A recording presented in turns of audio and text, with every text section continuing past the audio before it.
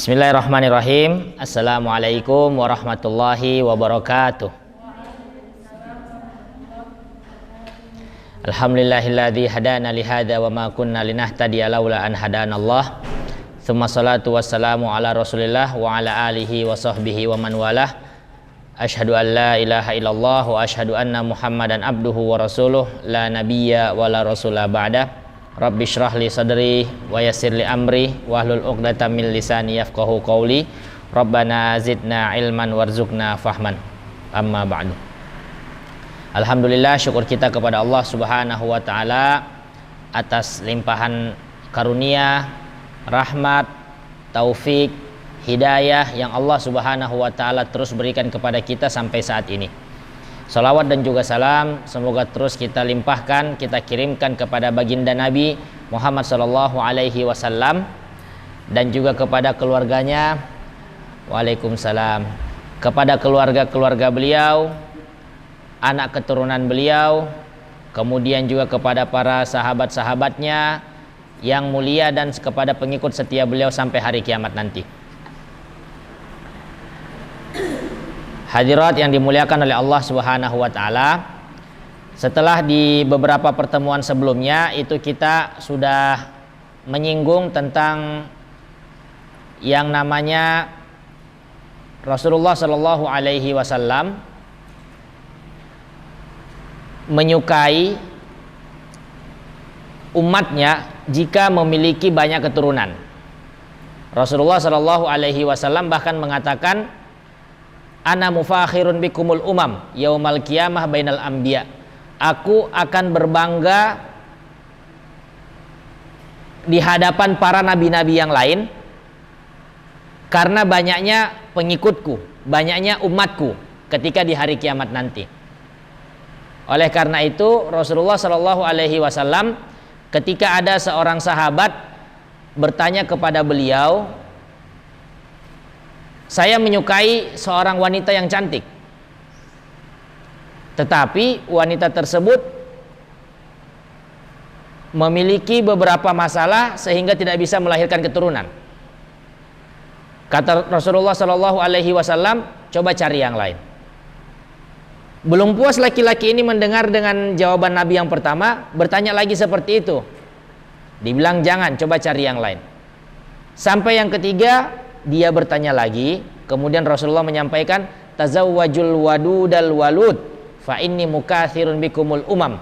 Kata Rasulullah, kalau hendak mencari wanita yang akan dinikahi, salah satunya yaitu carilah yang penyayang.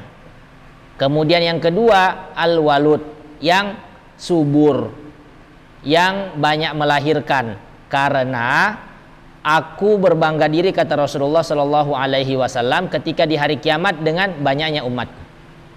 Di sini pada hadirat yang dimuliakan oleh Allah Subhanahu wa taala,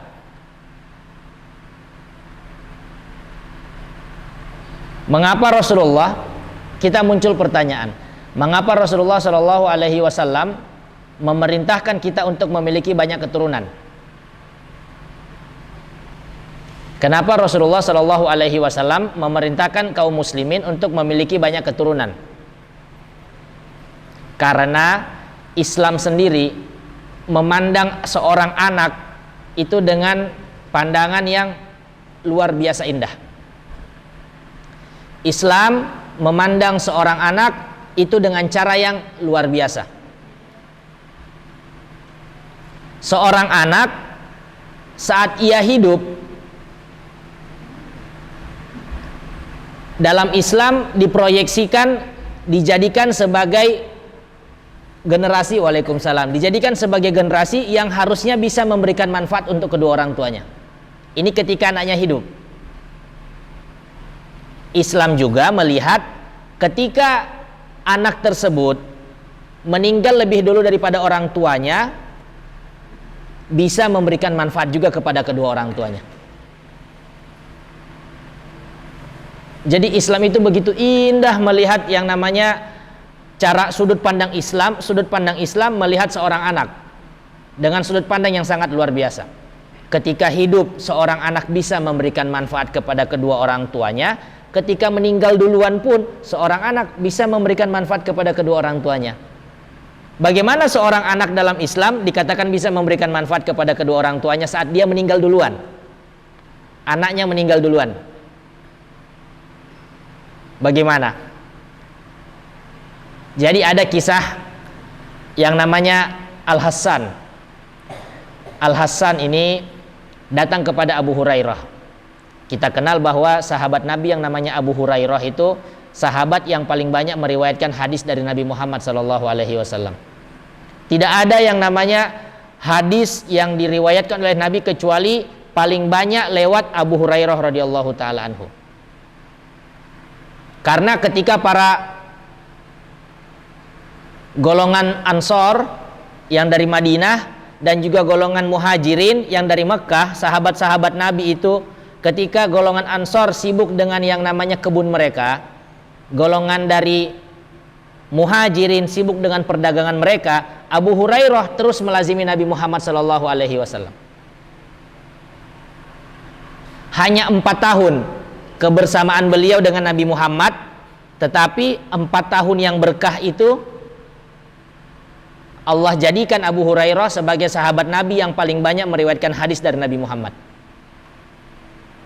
Coba kita bayangkan dengan Abu Bakar, Umar yang lebih dari 4 tahun, lebih lama dari Abu Hurairah, tetapi hadis mereka tidak sebanyak yang diriwayatkan Abu Hurairah. Di sini kan kita bisa mengambil pelajaran bahwa laisal ibrah bis sabaq, walakinnal ibrah bis sabat.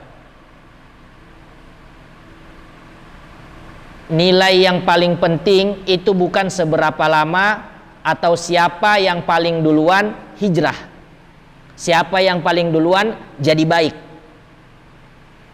Tetapi nilai yang paling penting sebenarnya adalah siapa yang paling bisa tetap bertahan di atas kebaikan itu.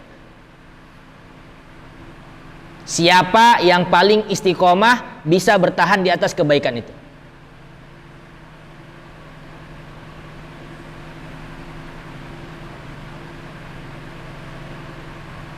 Maka kita jangan malu saat mungkin kita baru mulai belajar sekarang, baru mulai belajar akhir-akhir ini, sedangkan teman-teman yang lain sudah lama belajarnya, jangan malu.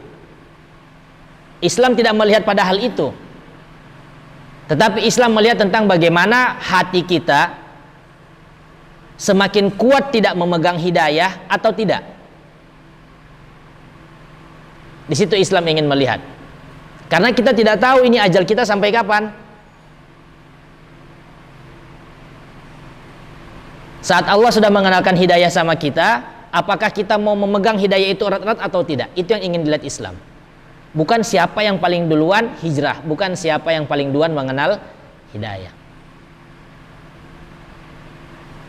Kembali kepada kisah Al-Hasan tadi. Al-Hasan ketika bertanya kepada Abu Hurairah, beliau curhat, ingin menyampaikan kepada Abu Hurairah, saya ini baru kehilangan 2 orang anak laki-laki. Saya baru kehilangan 2 orang anak laki-laki. Coba sampaikan kepada saya tentang hadis-hadis Nabi yang bisa membuat saya itu lebih tegar, lebih kokoh.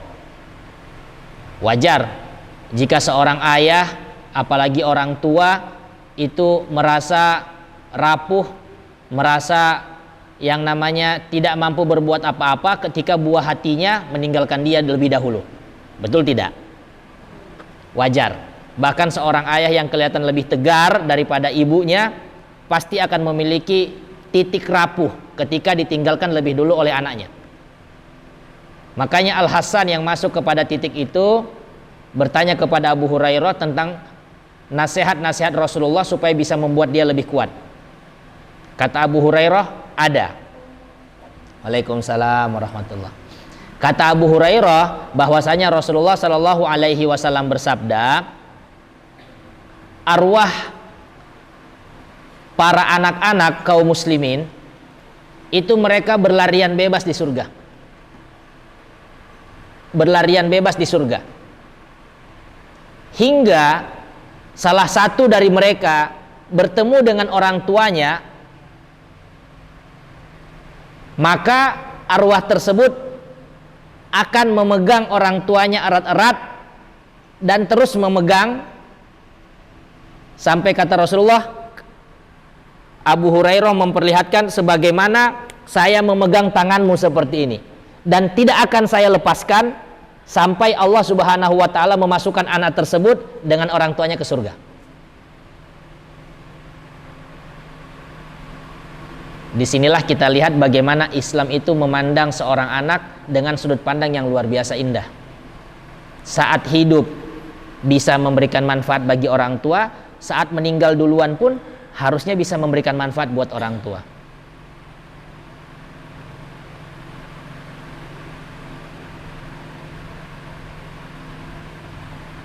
Maka dari itu kita sebagai orang tua muslim harusnya berbangga diri jika kita itu memiliki banyak keturunan. Jangan khawatir ketika kita memiliki banyak keturunan, rezeki mampet, rezeki seret.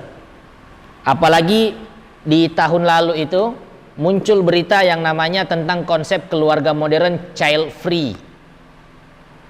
Pengen berkeluarga, pengen menikah, tapi tidak mau punya anak.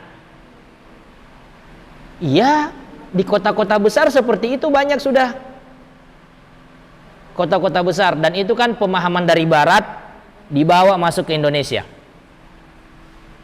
Pengen menikah, pengen punya pasangan yang halal, tapi tidak mau punya anak. Alasannya karena hal-hal yang berhubungan dengan kebahagiaan. Mereka khawatir nanti kalau misalnya punya anak, tidak bisa memberikan tanggung jawabnya dengan baik. Akhirnya anaknya terlantar, mereka tidak bahagia, anaknya tidak bahagia. Seperti itu. Atau pemahaman-pemahaman ketika orang baru habis menikah, kemudian, oh saya belum mau program hamil,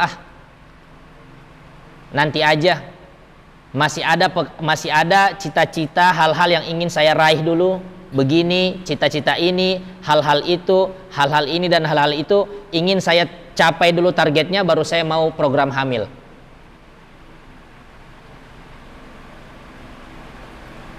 Pola-pola pemikiran seperti ini itu ditentang oleh Islam. Ditentang oleh Islam. Kata siapa yang namanya ketika Allah Subhanahu wa taala memberikan anak, orang tua malah akan menjadi makin susah? Tidak ada. Tidak ada kamusnya dalam Islam seperti itu. Kalau orang tuanya benar-benar belajar. Kata Allah Subhanahu wa taala, "Wala taqtulu auladakum khasyata imlak." Jangan kalian bunuh anak-anak kalian karena takut fakir. Nahnu narzukukum wa iyyahum. Kami yang jamin rezeki kalian orang tua dan juga rezeki anak-anak kalian, kami yang jamin. Ini bukan berarti saya melarang KB ya. Tidak. Kalau untuk demi kesehatan ya silakan saja. Nanti dibilang saya anti KB lagi. Tidak, saya tidak. Oh, ibu suka suuzon. Kalau demi kesehatan, ya, atau kalau demi kesehatan ibu-ibu silahkan. Demi kesehatan silahkan. Tetapi jika memiliki pemikiran-pemikiran seperti child free atau tidak mau program hamil dulu karena ada yang namanya kebutuhan-kebutuhan duniawi yang mau diraih, saya mau punya rumah dulu, saya mau punya kendaraan dulu, saya mau punya ini dulu baru punya anak. Ibu, mulut manusia ini, angan-angannya itu tidak akan pernah bisa penuh dengan kebutuhan dunia kecuali yang bikin penuh apa? Tanah. Paham maksud saya? Angan-angan manusia akan kebutuhan dunia tidak akan pernah habis sampai dia mati, kecuali tanah yang mengubur dia baru habis sudah angan-angannya. Saya khawatir kalau punya anak sekarang, ini kendaraan masih kendaraan cuma satu, aduh rumah masih ngontrak, aduh ini itu, aduh terlalu banyak mengeluh. Padahal baru semalam kita singgung ini, Sifat asli manusia, watak asli manusia itu suka mengeluh. Innal insana khuliqa halu'a. Manusia itu mau laki-laki, mau perempuan, watak aslinya diciptakan oleh Allah suka mengeluh. Terus bagaimana supaya menghilangkan watak asli itu? Perbanyak syukur. Syukurlah yang membuat hati kita lapang.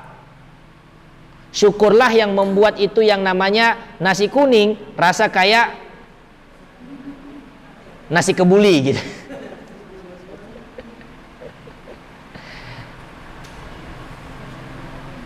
Syukurlah itu yang membuat ikan garam rasa ikan bakar sidrap.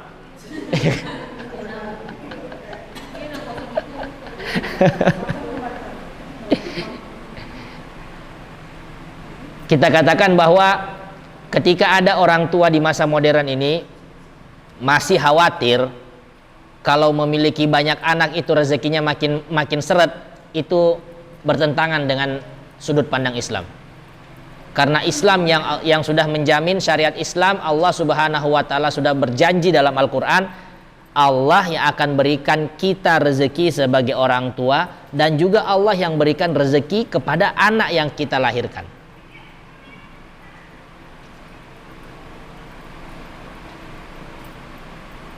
Maka berbanggalah ibu, berbanggalah ketika kita sudah dititipkan anak oleh Allah Subhanahu wa taala.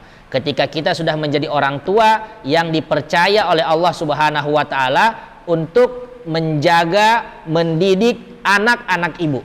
Anak-anak ibu. Karena merekalah yang akan memberikan kita manfaat saat kita hidup dan saat kita mati nanti. Terus bagaimana kalau misalnya banyak anak, khawatir saya tidak bisa mendidik mereka dengan baik, berarti perbaiki diri. Iya kan? Simple. Khawatir anak-anak tidak bisa terdidik, perbaiki dulu dirinya. Kalau cuma mengeluh tidak akan selesai masalah.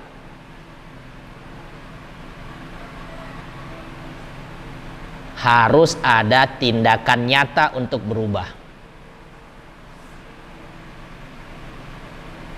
Begitulah Islam memandang yang namanya anak adalah sebuah harta yang sangat berharga bagi setiap orang tua. Maka jaga anak kita baik-baik, didik mereka baik-baik, jauhkan mereka dari api neraka. Bagaimana cara menjauhkan anak dari api neraka? Sebagaimana firman Allah Subhanahu wa taala, ya ayyuhalladzina amanu qu anfusakum wa ahlikum naro. Wahai orang-orang yang beriman, hindarkanlah dirimu dan juga orang-orang keluargamu, orang-orang yang berada di bawah tanggung jawabmu dari api neraka. Bagaimana cara kita menghindarkan mereka dari api neraka? Kasih mereka bekal agama yang baik. Ajarkan mereka akhlak dan adab yang baik. Berikan juga mereka pendidikan formal supaya mereka bisa menjadi pribadi yang kreatif, bisa bersaing di dunia.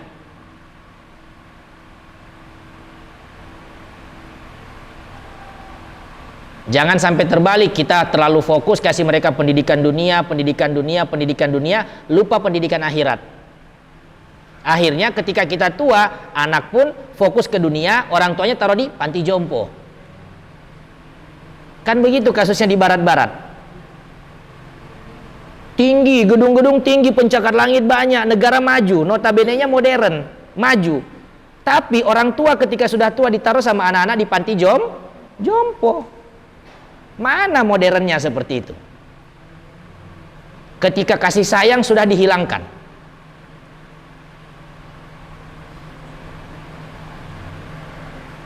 Maka konsep Islam itu yang paling sempurna. Tidak ada tawar-menawar. Konsep Islam yang paling sempurna. Jika kita masih merasa sempit dengan konsep Islam, berarti kita belum memahami secara menyeluruh bagaimana Islam memanusiakan manusia.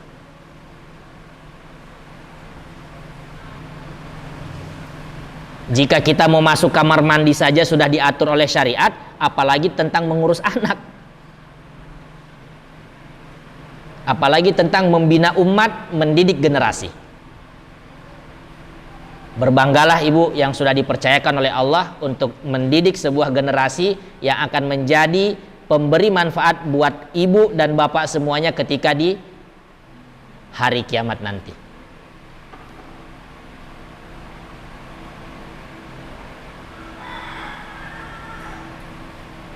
Hadirin hadirat yang dimuliakan oleh Allah Subhanahu wa taala. Kemudian kita masuk ke pembahasan yang kedua, yaitu tentang bagaimana kedudukan seorang wanita menurut sudut pandang Islam. Bagaimana kedudukan seorang wanita menurut sudut pandang Islam.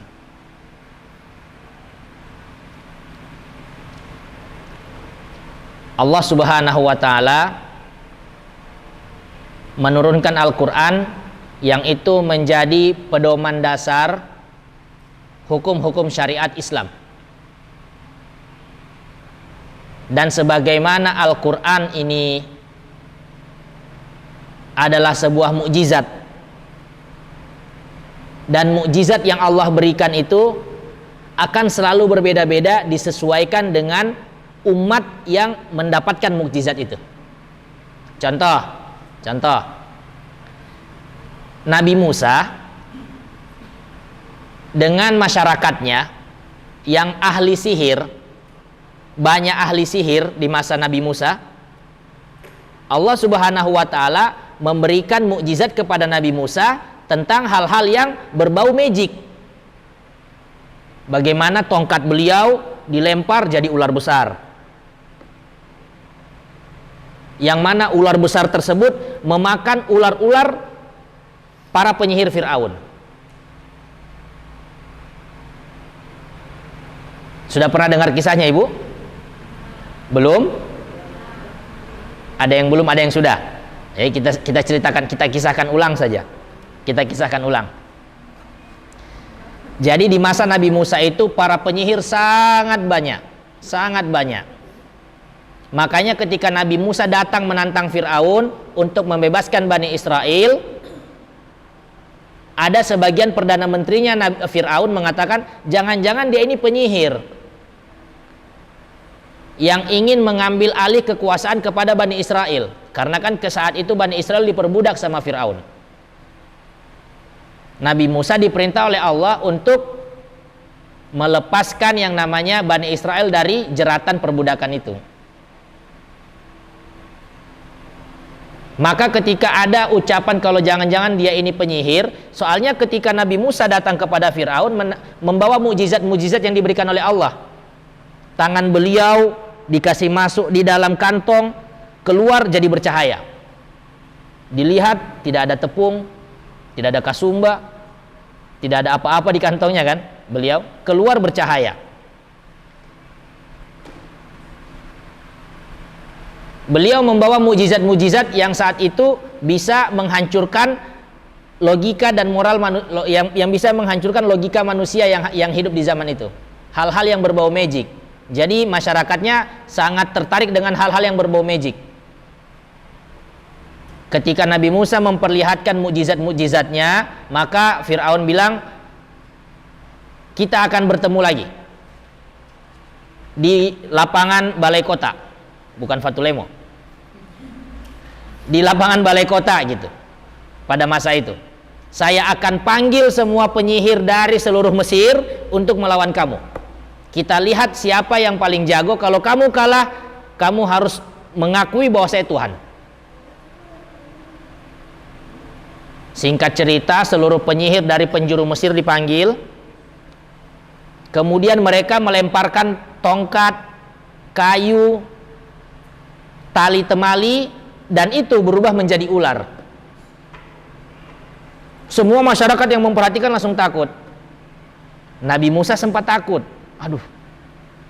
Tetapi datang wahyu dari Allah, jangan takut. Lemparkan tongkatmu. Ketika dilempar tongkatnya Nabi Musa, berubah menjadi ular yang lebih besar, memakan seluruh ular-ular itu. Langsung dipatahkan apa yang menjadi sesuatu yang sangat wow di masa itu, bahwa dakwah yang disampaikan Nabi Musa lewat mukjizat-mukjizatnya itu benar adanya dari Allah Subhanahu wa taala. Sihir apapun tidak bisa melawannya. Makanya mukjizatnya Nabi Musa, mukjizatnya tentang hal-hal yang berbau magic. Nabi Isa alaihi salam, mukjizatnya apa? Hal-hal yang berbau dunia kedokteran, menyembuhkan orang sakit, menghidupkan orang yang mati, orang yang buta jadi melihat. Karena masyarakatnya Nabi Isa pada saat itu sangat tertarik dengan hal-hal yang berbau dunia kedokteran. Maka ketika Nabi Isa ditantang, Allah memberikan mukjizat kepada Nabi Isa, hal-hal yang berbau dunia kedokteran yang tidak akan masuk dalam hitungan akal manusia. Yang mana dokter itu tidak tahu bahwa ini adalah sebuah tindakan kedokteran, tapi tidak ada dipelajari dalam dunia kedokteran gitu. Ini tindakan medis tapi tidak ada dipelajari, dan dokter tidak bisa melakukan ini untuk menunjukkan bagaimana kekuasaan Allah Subhanahu wa taala. Ketika zamannya Nabi Muhammad, Allah turunkan mukjizat yaitu Al-Qur'an. Kenapa? Salah satu alasan Al-Qur'an diturunkan karena masyarakat Arab jahiliyah pada masa itu sangat tidak menghargai kaum wanita, sangat tidak menghargai kaum wanita. Ketika ada orang istrinya melahirkan bayi perempuan, langsung mukanya berubah marah, merah, malu.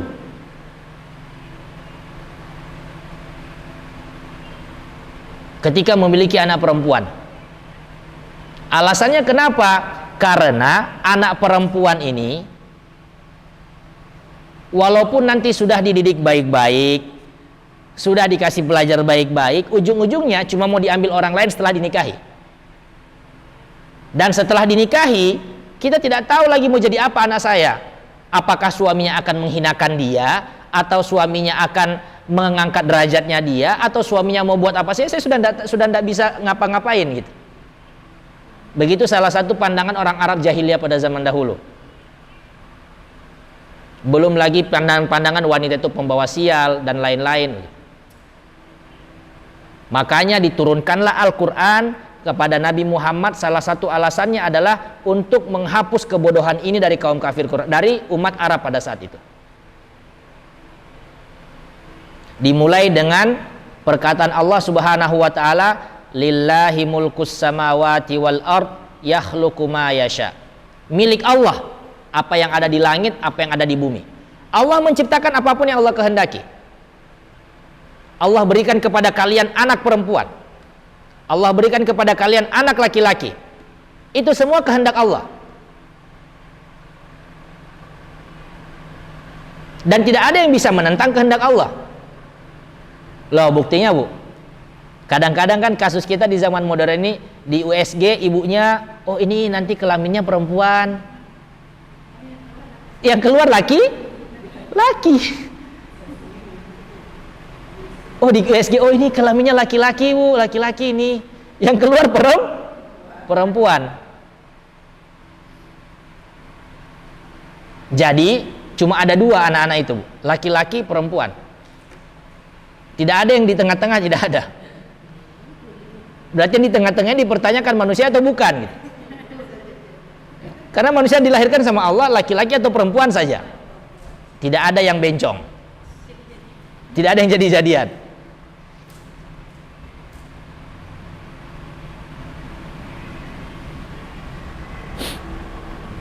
Pertama, Allah ingin menyampaikan bahwa anak bagaimanapun kondisinya lahir, apakah dia laki-laki atau perempuan, semua itu Allah yang memiliki kuasa untuk menciptakannya. Allah menciptakan apapun yang Allah inginkan.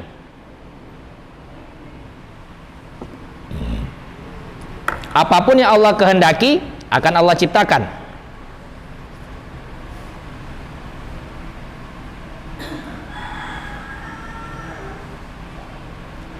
Belum lagi yang namanya ketika Rasulullah Shallallahu Alaihi Wasallam yang membawa Al-Quran menyampaikan kepada para sahabatnya, man ala jariyataini hatta tablugha jaa yaumal qiyamati ana wa huwa hakada. Barang siapa, kata Rasulullah Shallallahu Alaihi Wasallam, memiliki 2 orang anak perempuan, dirawat baik-baik, dididik baik-baik, diajari yang baik-baik, sampai mereka dewasa, kemudian menjadi wanita yang baik-baik, walau diambil oleh lelaki, oleh suaminya nanti, tapi orang tua yang sudah berhasil mendidik anaknya perempuan dengan baik sampai dia dewasa, dijanjikan oleh Rasulullah tempat yang sangat dekat seperti ini di surga.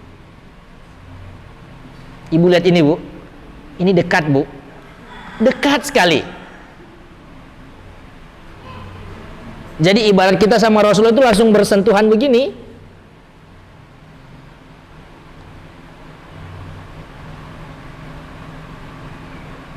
Dan itu dijamin surga oleh Allah. Ketika orang tua berhasil mendidik seorang anak perempuan dengan baik-baik.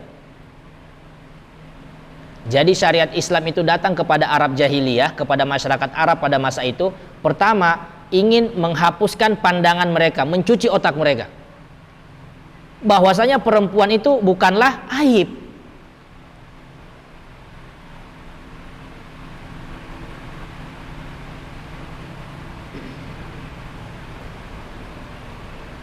Bahwasanya jika kita memiliki anak perempuan, jangan malu. Allah sudah menjanjikan hal-hal kebaikan ini kepada kita.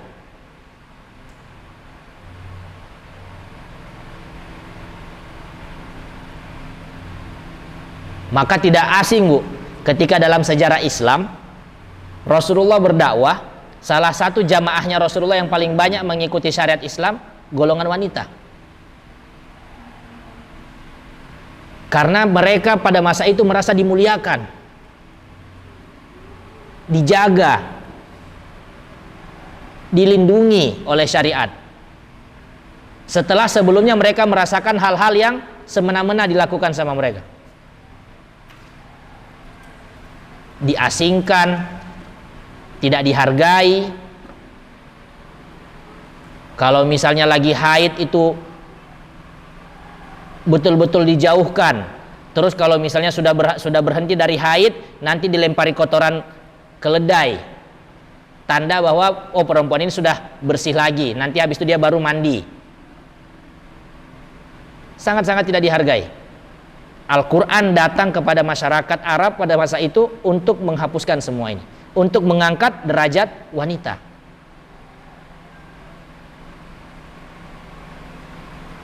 Makanya sejak zaman dahulu, kalau masuk ke dalam syair-syair Arab itu, Ibu, puisi-puisi Arab, kan bangsa Arab kan terkenal suka berpuisi. Wanita itu sering digambarkan sebagai kijang. Al-Ghazal, kijang. Kijang itu kan kita lihat bagaimana, Ibu pernah lihat kijang rusak atau sejenisnya? Bukan kijang mobil, Bu. Kijang hewan itu kan bentuknya indah, jalannya itu teratur begitu, enak dipandang, terus juga bintik-bintiknya itu, titik-titiknya itu indah gitu. Ada coklat, kulitnya coklat, ada titik-titik putih, yang itu keseluruhannya indah. Itu kijang. Perempuan-perempuan sering diumpamakan sebagai kijang. Datanglah syariat Islam. Syariat Islam itu ibarat seperti kalau perempuan itu kijang, syariat Islam itu adalah pagar yang melindungi kijang tersebut supaya tidak keluar dimakan harimau.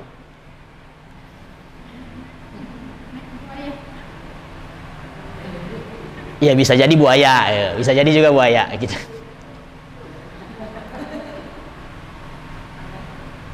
Mudahnya diumpamakan seperti itu. Maka ketika kijang ini berusaha loncat pagar dengan alasan kebebasan, dia keluar pagar, di situ sudah harimau menanti untuk memangsa. Mau ada harimau, mau ada buaya, mau ada pemburu, ditembak. Ya kan, buktinya kan biasa kita datang ke rumah-rumah itu ada orang pajang kepala rusa, pajang kepala kijang, karena memang indah. Indah, tanduknya itu seperti apa bentuknya, wajahnya itu tidak menakutkan, begitu. Dagingnya pun daging rusa itu termasuk yang enak loh, Bu. Mungkin ibu yang lebih berpengalaman daripada saya. Daging rusa termasuk yang enak. Bahkan al-misk, parfum yang paling wangi di dunia, itu bahan bakunya darah rusa. Parfum misk yang asli itu bahan bakunya darah rusa. Diolah sedemikian rupa sehingga menghasilkan bau parfum yang paling wangi. Jadi wanita itu diperumpamakan seperti rusa karena dari atas sampai bawah itu semuanya indah, bermanfaat. Makanya syariat Islam datang untuk memagari hal yang indah ini jangan sampai keluar dari pagar. Biar seorang wanita itu menyadari bahwasanya Islam itu melindungi kalian. Syariat Islam ada bukan untuk mengekang.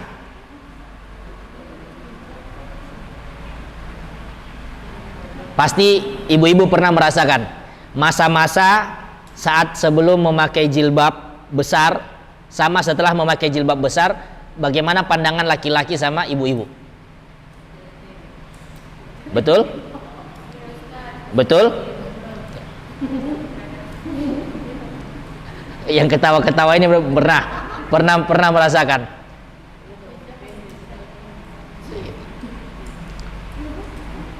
Itulah indahnya Islam. Itu salah satu dari sekian banyak bagaimana Islam memuliakan manusia, memuliakan para wanita.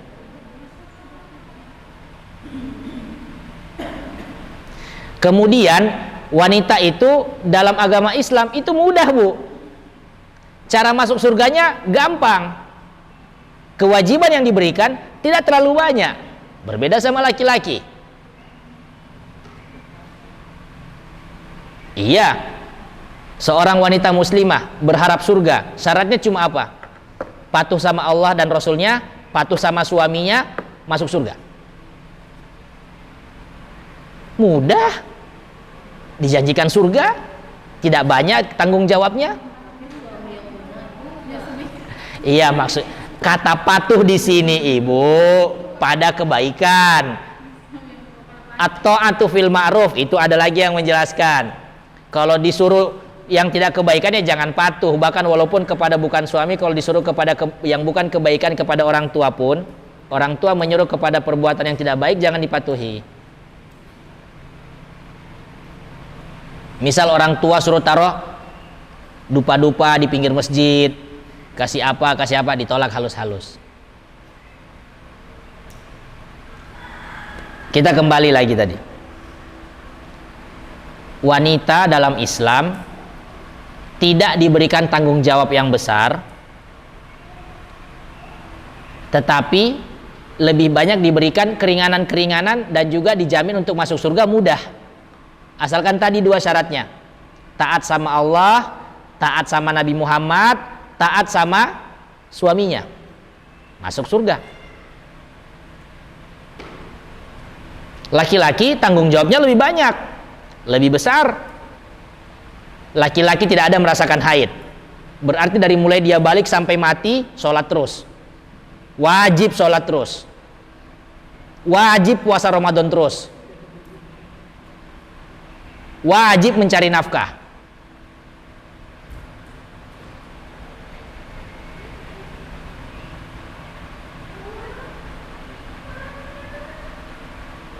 Maka ketika kita mau melihat dengan lebih hikmah bagaimana Islam itu memuliakan seorang wanita, kita akan bersyukur sudah menjadi seorang wanita muslimah. Sangat bersyukur. Dan kita bersyukur memiliki anak-anak yang perempuan-perempuan muslimah juga.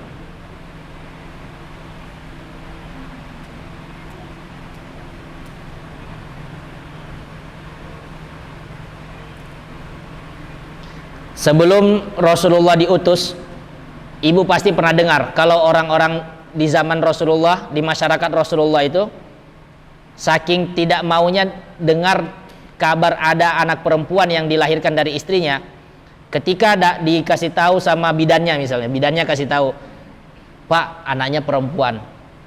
Dia marah, dia ambil, dia kubur hidup-hidup. Dikubur hidup-hidup. Saking meratanya kebodohan pada masa itu.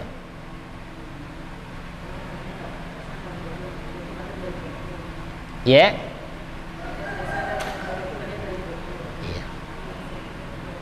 Namanya kan juga jahiliyah. Jahiliyah, bodoh. Betul-betul merata kebodohan. Kebodohan itu merata jika dilakukan oleh sistem.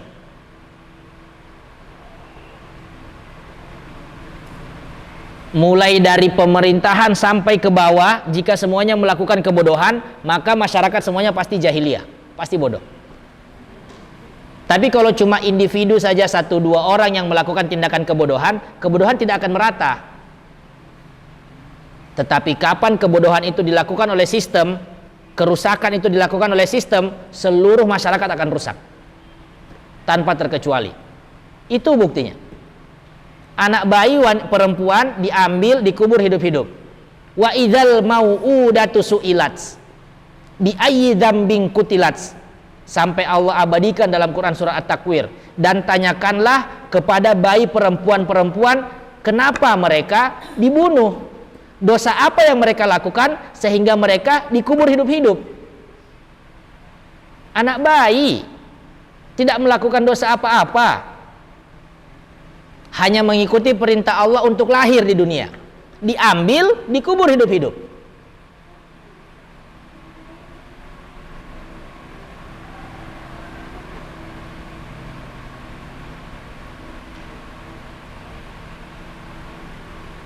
Alasannya cuma karena malu.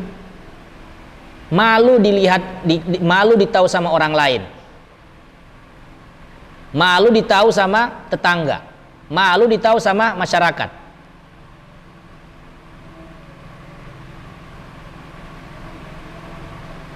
Kita kalau mau hidup ngikutin gengsi, ngikutin pandangan orang, perkataan orang lain ke kita, itu ongkosnya besar. Mau hidup ngikutin gengsi, itu ongkosnya besar. Dan kita tidak akan pernah bisa membuat semua manusia, semua orang itu senang sama kita.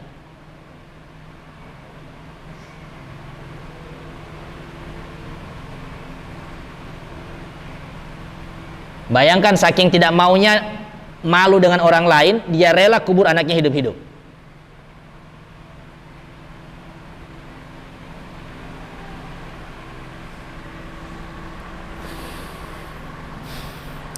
Ibu-ibu hadirin yang hadirat yang dimuliakan oleh Allah Subhanahu wa taala. Oleh karena itu Rasulullah Shallallahu alaihi wasallam datang dengan membawa syariat Islam ini untuk menghilangkan kebodohan yang ada di masyarakat kita. Untuk menghilangkan kebodohan yang ada di masyarakat Arab jahiliyah pada masa itu.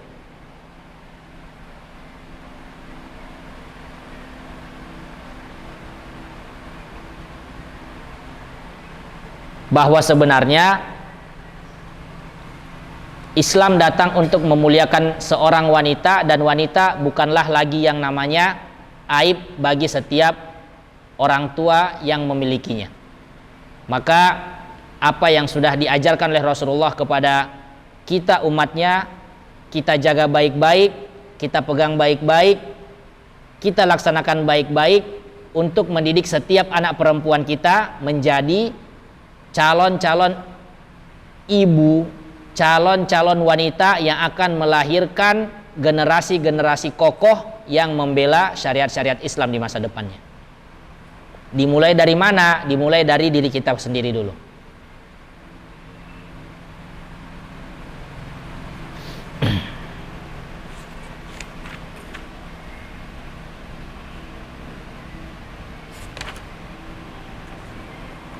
Kita cukupkan dulu materi kita sampai di sini. Wallahu taala alam.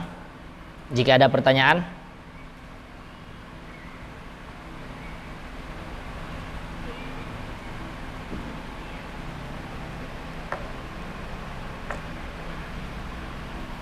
tidak ada?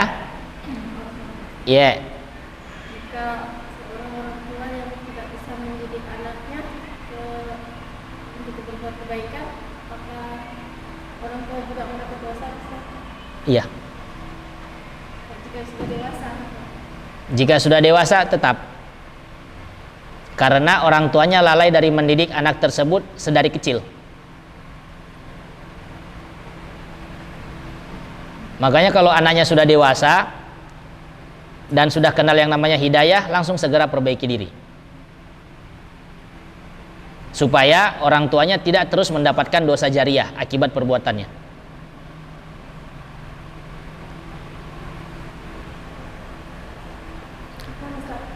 Ya.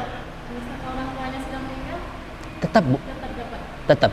Sebagaimana pahala itu terkirim saat anaknya itu berbuat baik walaupun orang tuanya sudah meninggal, begitupun dosa.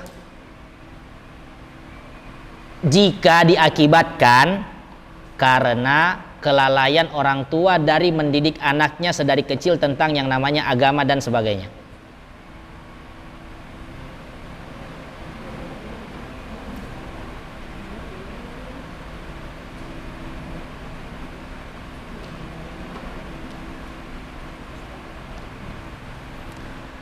Saya itu senang kalau misalnya pas lewat Mamboro ada masjid pinggir pantai itu yang bagus. Tahu Ibu, tahu? Yang biasa itu pintunya mengecoh. Dikira tidak ada pintu, orang buat tunduk-tunduk lewat dari bawah, padahal dindingnya itu yang ditarik dari bawah itu pintunya. Masjid apa ya namanya ya? Ya? Islamic Center di Mamboro. Sudah pernah siapa yang belum pernah ke sana, Bu? Nanti habis ini langsung ke sana, pergi lihat, indah. Indah. Apalagi itu kalau masuk waktu-waktu sore ke maghrib, duduk-duduk di sana itu enak. Karena memang disediakan tempat-tempat duduk santai-santai gitu untuk kita menikmati pemandangan sekitar. Indah, indah, Masya Allah. Masjidnya itu dikelilingi air-air, kemudian pemandangan laut, itu indah. Tapi yang lebih indah itu bukan di masjidnya, Bu. Coba ketika Ibu lewat masuk gerbang sebelah kiri, lihat di situ ada plakat piagam. Siapa yang membangun itu?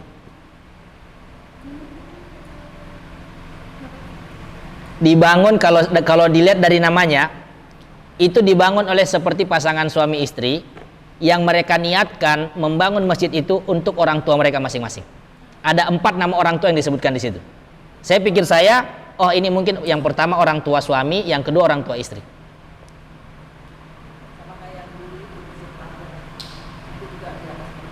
Atas nama orang tuanya, Masya Allah.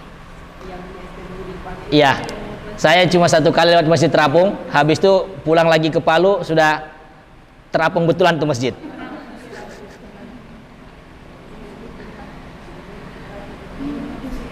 Coba kalau Ibu lihat masuk ke masjid Islamic Center Mamboro itu, lihat di piagamnya, di situ ada disebutkan 4 nama orang tua. Ini kan bentuk indah ketika seorang anak dididik dengan baik, kemudian berbakti kepada kedua orang tuanya, bahkan setelah kedua orang tuanya meninggal pun, setiap orang yang masuk ke dalam masjid itu sholat, orang tuanya akan dapat pahala.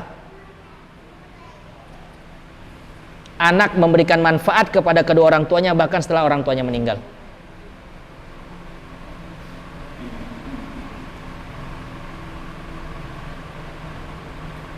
Kalau kita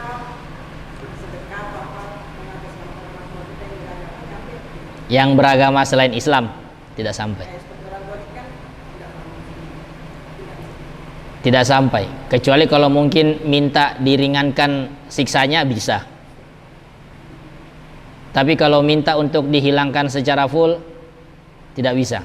Ketika memang notabene beliau meninggal dalam keadaan non-Islam.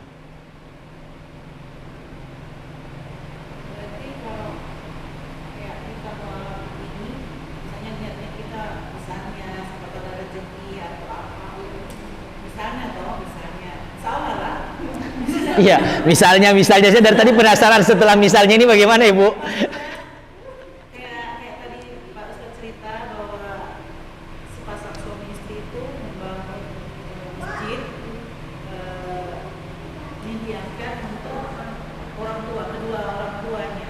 Nah seperti kita seorang mualaf, kalau kita niatkan kepada untuk orang tuanya kita berarti tidak sampai. Semoga bisa menjadi peringan azab bagi mereka.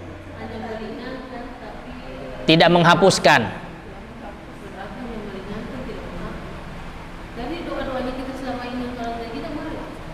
Yang meninggal dalam keadaan non muslim.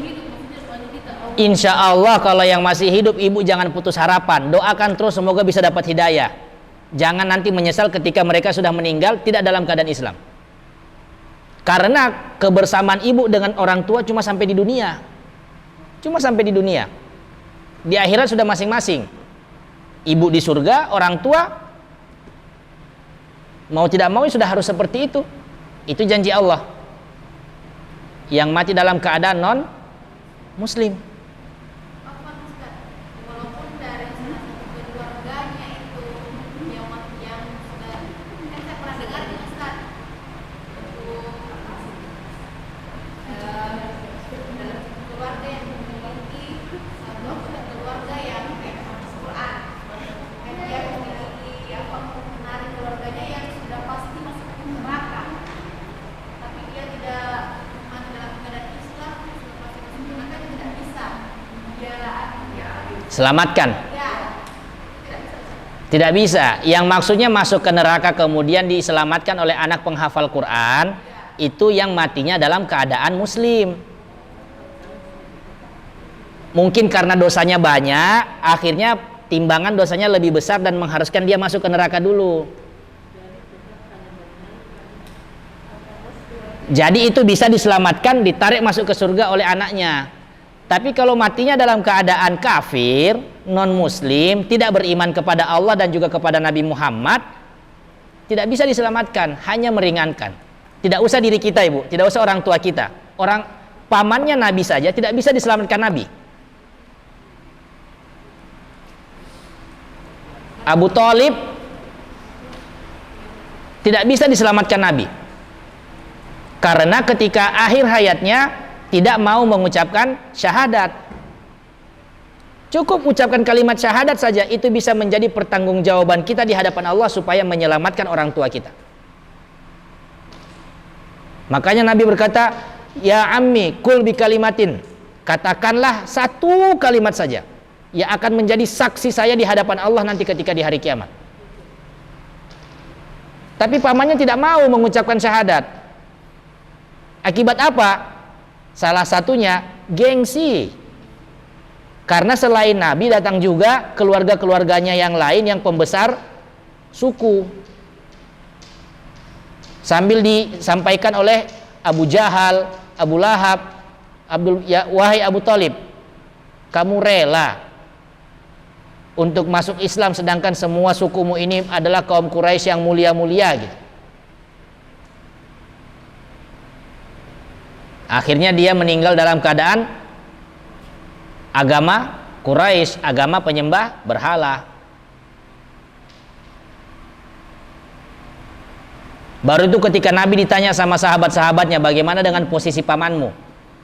Bukannya dia sudah banyak membantu dakwah, banyak melindungi kamu ketika dakwah.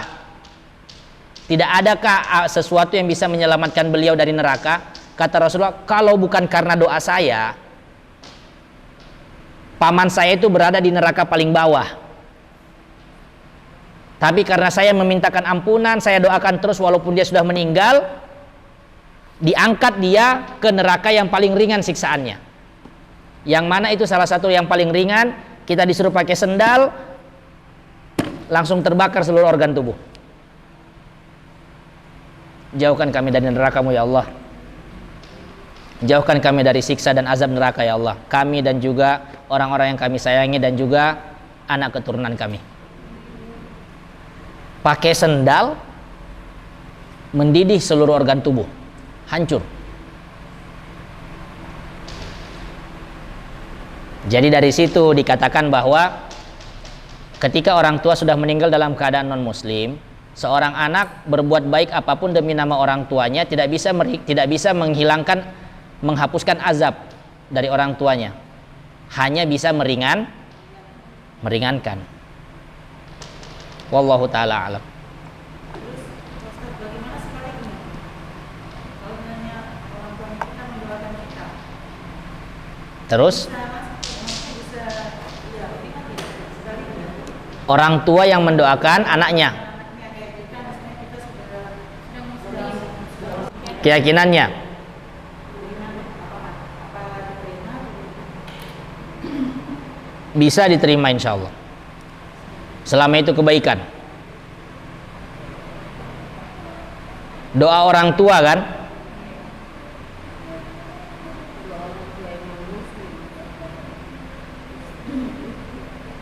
Apa Ustaz? Umpamanya bisa toh anaknya. Karena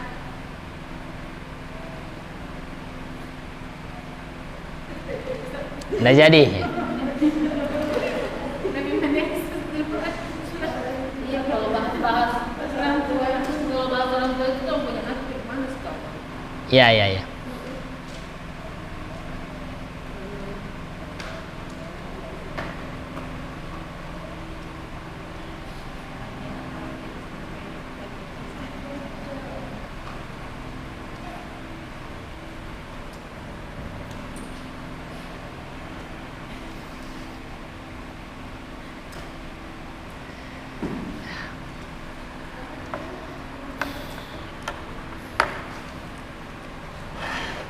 Makanya kita harus berusaha jadi orang tua yang baik, supaya kita juga dengan anak-anak kita jangan terpisah. Cukuplah pelajaran itu sudah terpisah dengan orang tua ketika di akhirat, tapi jangan sampai kita lagi mau terpisah dengan anak-anak ketika di akhirat. Tapi kalau yang orang tuanya masih hidup, terus datangi, terus dakwahi, tunjukkan bagaimana nilai-nilai Islam yang indah itu seperti apa, sampaikan sedikit demi sedikit. Berdoa kepada Allah yang maha memiliki hati, yang maha membolak-balikan hati. Semoga orang tua bisa ikut memeluk Islam dan mati dalam keadaan husnul khotimah.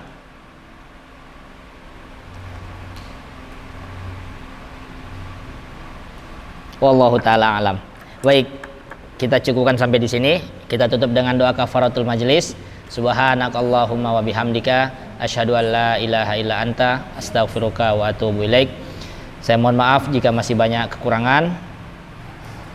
Semoga Allah Subhanahu wa taala mengampuni semua dosa-dosa kita. Semoga Allah Subhanahu wa taala mengampuni dosa-dosa orang tua kita. Semoga Allah Subhanahu wa taala menerima semua amal ibadah kita, dan semoga Allah Subhanahu wa taala menghindarkan kita, orang-orang yang kita cintai, anak keturunan kita dari siksa api neraka. Astaghfirukum wa sallallahu ala sayyidina Muhammadin walhamdulillahi rabbil alamin. Wassalamualaikum warahmatullahi wabarakatuh.